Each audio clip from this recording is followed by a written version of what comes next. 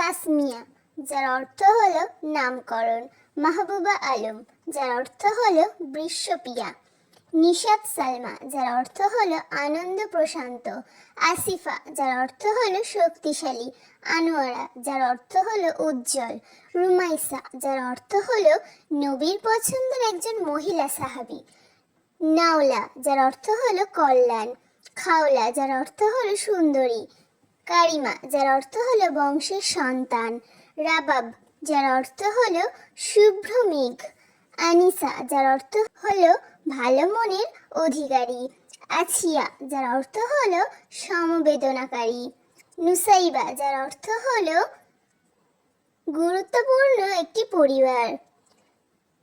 কুনাইশা, যার অর্থ হলো ভালো বন্ধু। মুনিয়া, যার অর্থ হলো রক্ষাকর্তা। সালমা, যার অর্থ হলো শান্তিময়। উম্মে রুমান, যার অর্থ হলো জান্নাতের ফল। সাইদা, যার অর্থ হলো পুণ্যবর্তী। হুজাইফা, যার অর্থ হলো সহচর।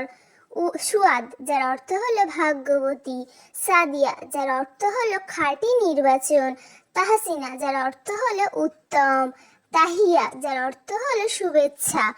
তোহফা, যার অর্থ হলো উপহার।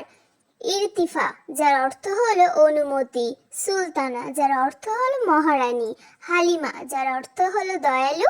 শিরিন, যার অর্থ হলো সুন্দরী। শাহিনুর, যার অর্থ হলো চাঁদের আলো। মুবিনা, যার অর্থ হলো সুস্পষ্ট। জাকিয়া, যার অর্থ হলো পবিত্র। নাদিয়া, যার অর্থ হলো আহ্বান। মুনতাহা, যার অর্থ হলো পরীক্ষিত।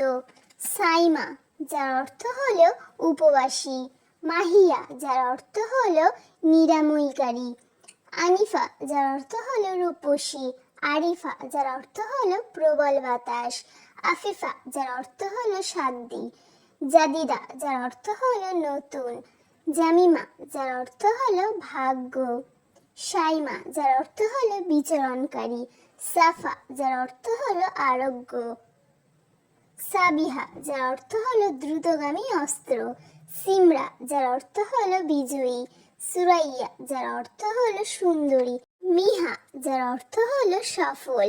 রুমাইশা, যার অর্থ হলো মহাসম্মানিত। সখী, যার অর্থ হলো গল্প বা ইতিহাস। আবিদা, যার অর্থ হলো দুরন্ত।